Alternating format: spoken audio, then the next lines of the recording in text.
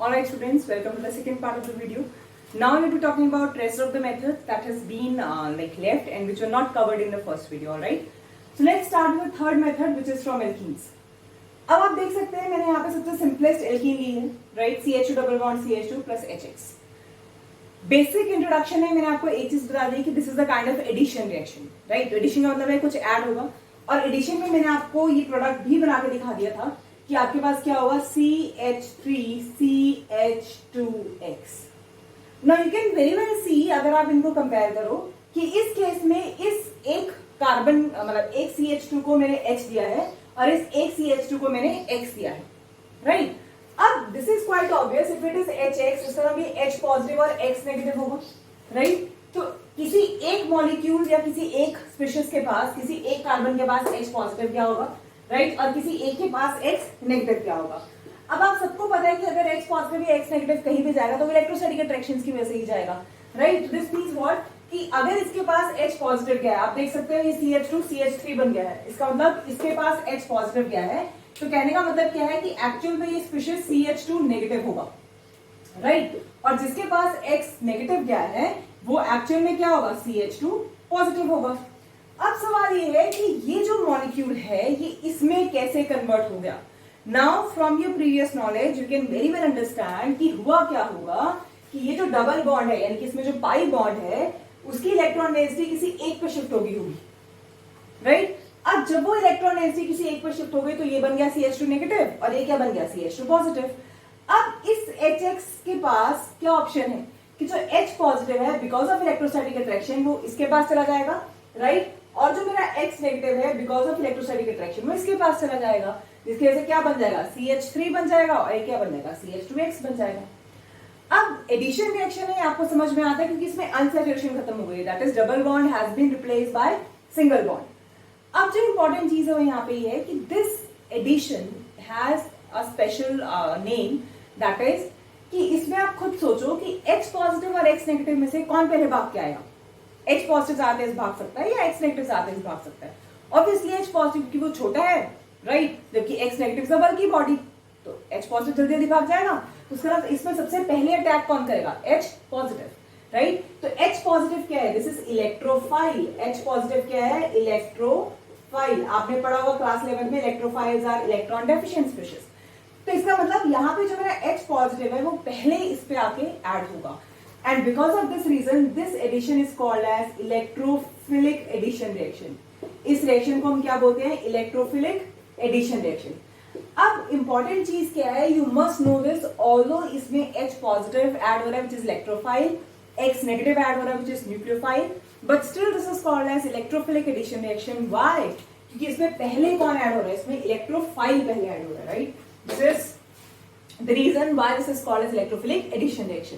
और इसमें एक चीज जो आपको हमेशा ध्यान रखनी है वो ये कि जब भी ऑर्गेनिक में तुम्हें इलेक्ट्रोफिलिक एडिशन रिएक्शन मिलेगा then this will always be governed by Markovnikov rule.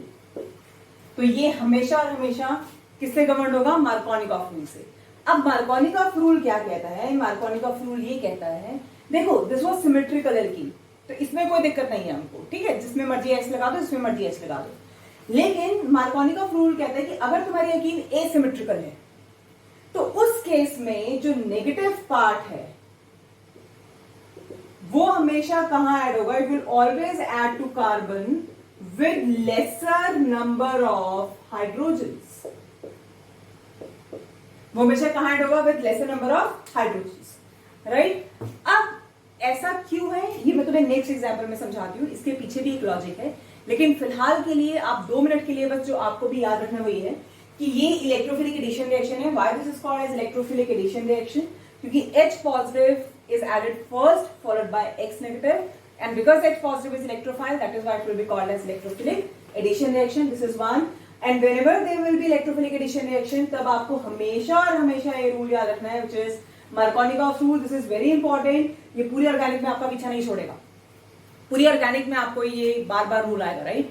So Markovnikov rule क्या है कि जब भी आप इलेक्ट्रोफिलिक एडिशन रिएक्शन करेंगे तो negative part will always add on that carbon which has lesser number of hydrogen.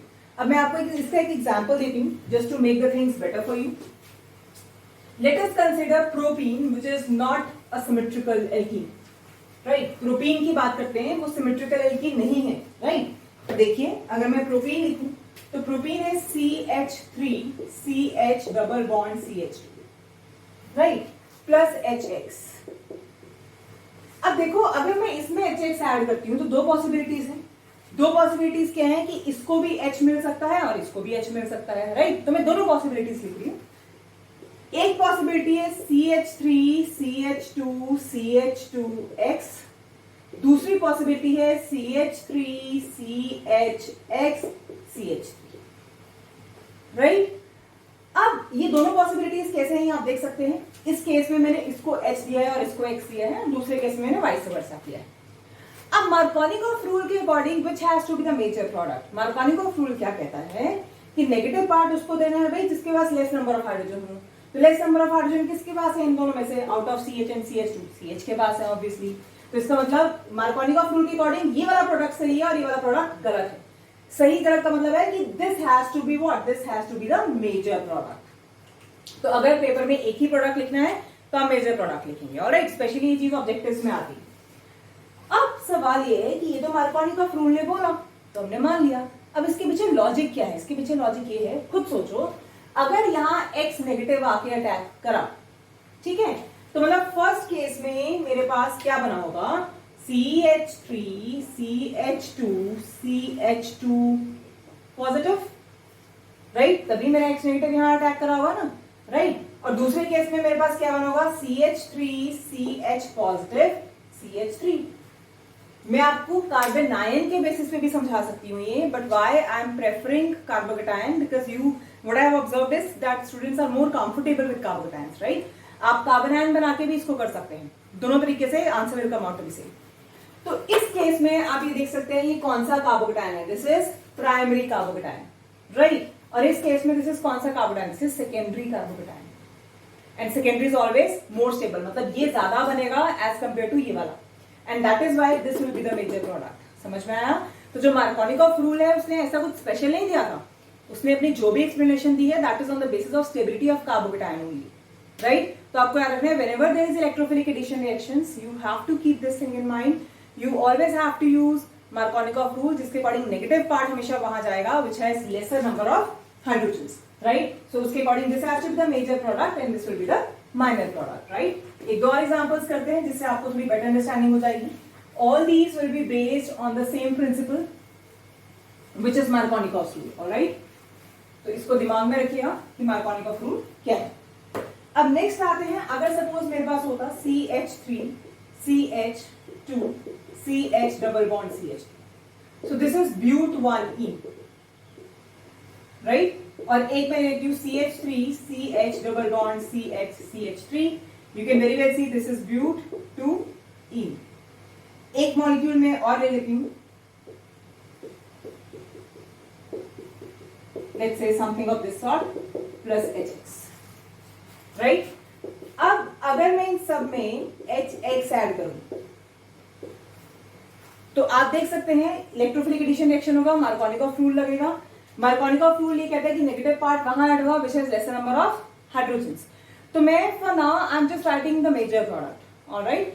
सो अगर यहाँ पे तुम्हारे पास आएगा तो मेजर प्रोडक्ट क्या बनेगा, CH3CH2CHX CH3, राइट। क्यों, क्योंकि इन दोनों में से इसके पास लेसर नंबर ऑफ हाइड्रोजन्स थे, तो मार्कोनिकॉफ रूल के अकॉर्डिंग यहाँ मेजर प्रोडक्ट बनेगा। Now this was asymmetrical alkene, right? अगर मैं यहाँ देखूं इन दोनों केसेस में these are just the same, ये दोनों सिमिलर हैं, right? This is symmetrical alkene, तो इस केस में आप कहीं भी लगा सकते हैं, that is your choice। जिस मर्जी को आप H दे दीजिए और जिस मर्जी को आप X दे दीजिए, that is perfectly fine, इसमें कोई दिक्कत नहीं है। Now let's move to this case। इस केस में देखो एक है CH, एक है CH2, सेम स्टोरी है, this is lesser number of hydrogens, so negative part will add on this carbon, तो negative part का मतलब है X negative, तो यहाँ जो मेरा प्रोडक्ट बनेगा this will be CH2 CHX CH3। Is it okay? Right? In the similar manner कई बार आपको क्वेश्चंस में स्पेशली जब ऑब्जेक्टिव क्वेश्चन दिए जा रहे हैं आपको थोड़ा उलझा लिया जाता है इन दिस मैनर। देखो अगर कुछ भी ऐसा हो तो आप इजीली इसमें X2 ऐड कर सॉरी आप इजिली इसमें HX ऐड कर सकते हैं क्योंकि ये दोनों सिमेट्रिकल है, राइट। आप कहीं भी ऐड कर दीजिए, कोई दिक्कत नहीं है। लेकिन अगर मान लो ऐसा दे दिया गया, जब ऐसा दे दिया गया तो इसका मतलब यहां जो मेरा कार्बन है this is attached with what, it is CH3। तो अगर आप इसको थोड़ा ऐसे करके लिखेंगे तो you will get it better. मतलब ये Ca है, यहाँ पे CH3 है और ये कुछ ऐसा हो गया है ना, ऐसा है, राइट। तो अब आप देखो इस केस में इस कार्बन के पास कोई हाइड्रोजन नहीं है। वैलेंसी कंप्लीट करिए ना, 1 2 3 4, इसकी वैलेंसी कंप्लीट करो 1 2 3 तो एक H है। इसका यहां मेरे पास एक हाइड्रोजन है, इस कार्बन के पास कोई भी हाइड्रोजन नहीं है।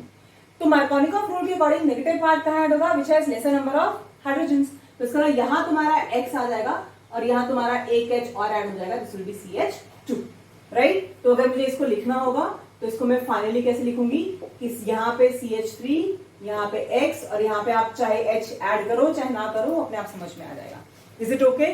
सो this is important, you must no it, right. बहुत बार बच्चे गलती करते हैं और नॉर्मली जब ऐसे वाला कंपाउंड आता है तो बच्चे एक और गलती करते हैं, वो डबल बॉन्ड लगाना जो हटाना है वो भूल जाते हैं, तो डबल बॉन्ड के साथ ही एडिशन रिएक्शन दिखा देते हैं। So this is never the case, whenever there is addition reaction double bond हट जाएगा वहां से। Is it okay, right? So these are the different ways by which I can prepare alkyl halides from like alkenes using HX, right? Using HX. अब next जो method है, इसमें मैं एक important चीज आपको बताने जा रही हूं। Let's say I take the example of propene once again. CH3 CH double bond CH2, इसमें मैं HBr ऐड कर रही हूं और इसमें मैं HBr ऐड कर रही हूं लेकिन in the presence of H2O2। Now this is very important, you must no it. अगर मैं ये ऐड कर रही हूं तो ऑब्वियसली जो मार्कोनिकॉफ रूल मैंने बोला आपको वो यही आएगा, CH3 CHX CH3। So if HBr is added just as such without the presence of any other agent then this will always follow Markovnikov rule. Why? Because this will proceed through carbocation. यहाँ पे जो मेरा reaction intermediate है वो carbocations बनते हैं, so this will follow Markovnikov rule. लेकिन जहां पे पेरोक्साइड आ गया या सनलाइट आ गया, आपने क्लास 11th में भी पढ़ा होगा कि पेरोक्साइड्स और sunlight they favour free radical reactions, right. तो इसका मतलब जहां मेरे पास H2O2 आ गया तो वहां मेरे पास क्या बनेगा, फ्री रेडिकल बनेगा। तो अब जो मेरा रिएक्शन है it will not proceed through carbocation mechanism. Important point is now in this case this will follow anti-Markovnikov rule. अब ये कौन सा रूल फॉलो करेगा, anti-Markovnikov। तो anti-Markovnikov रूल के अकॉर्डिंग अब इसमें सब ऑपोजिट हो जाएगा। Now this will be a major product, right? Now this is important and you have to keep this thing in mind कि अगर HBr को आप सिंपल ऐड करोगे तो it will follow Markovnikov rule, लेकिन अगर आप इसको H2O2 की प्रेजेंस में ऐड करोगे then this will follow anti Markovnikov rule. Why? Because this will proceed via free radical reaction now, right. Free radical intermediates बनेंगे और ये जो है this is observed only with HBr। ये केस सिर्फ और सिर्फ HBr के साथ ऑब्जर्व होता है। This is not observed with any other HX, HCl और HI किसी के साथ ऑब्जर्व नहीं होता। This observed only with HBr and this effect is known as peroxide effect or Kharash effect, right? And you must know it. आपको ये पता होना चाहिए, right? So this is important कि अगर आप HBr के साथ एडिशन करोगे, सिंपल मार्कोनिकॉफ रूल है, अगर HBr in the presence of peroxide होगा तो in this case this will be anti-Markovnikov rule and the effect is called as peroxide effect and Kharash effect.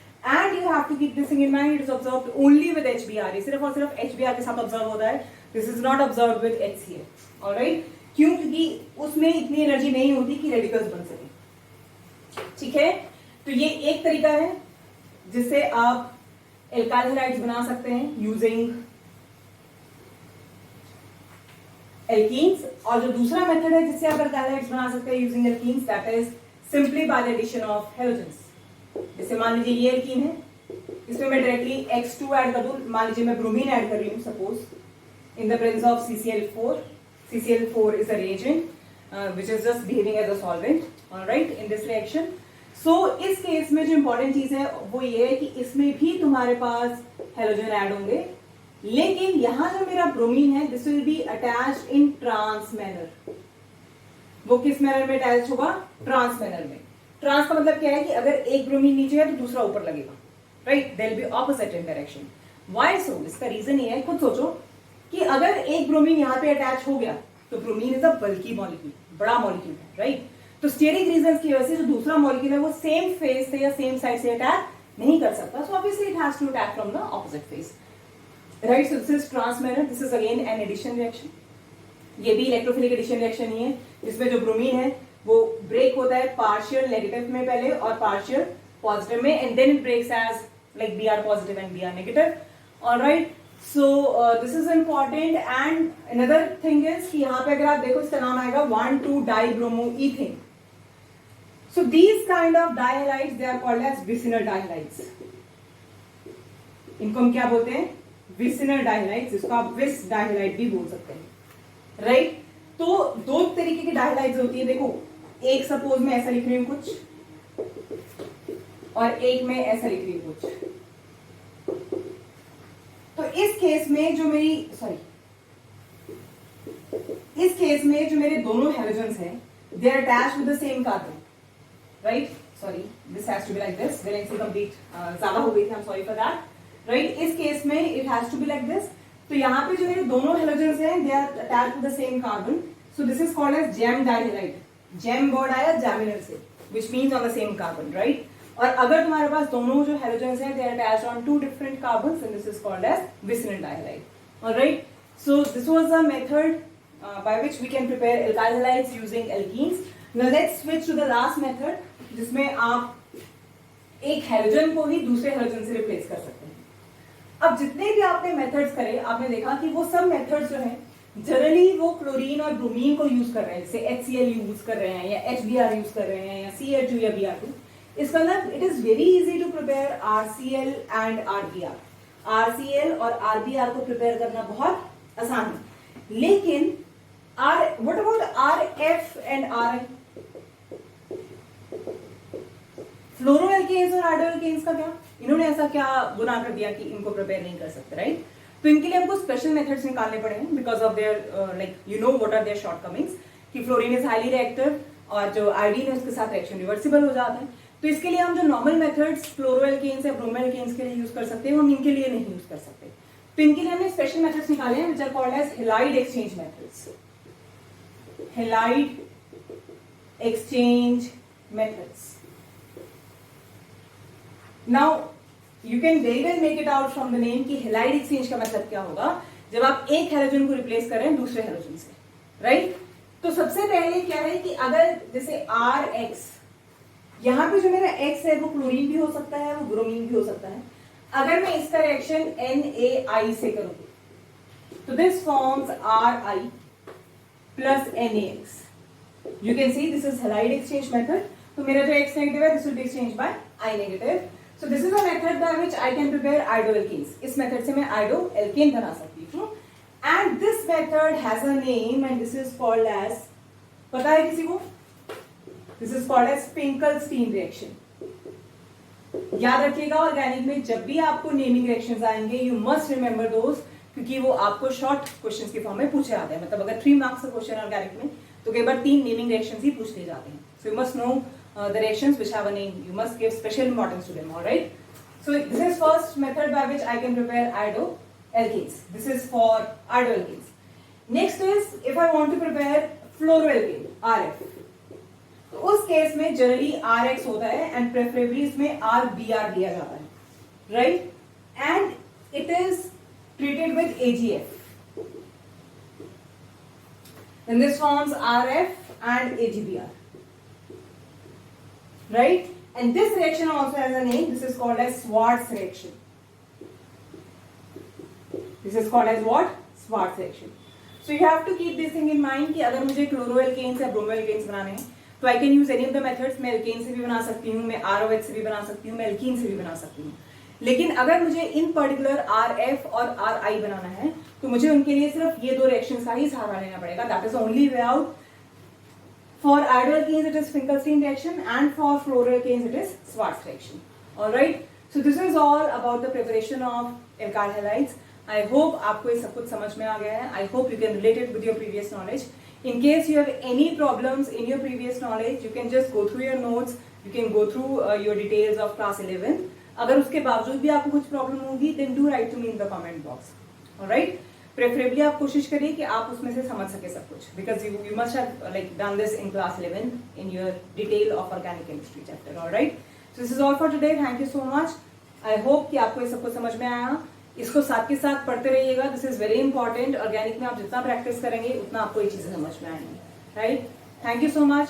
Stay blessed, stay safe. Thank you. God bless you.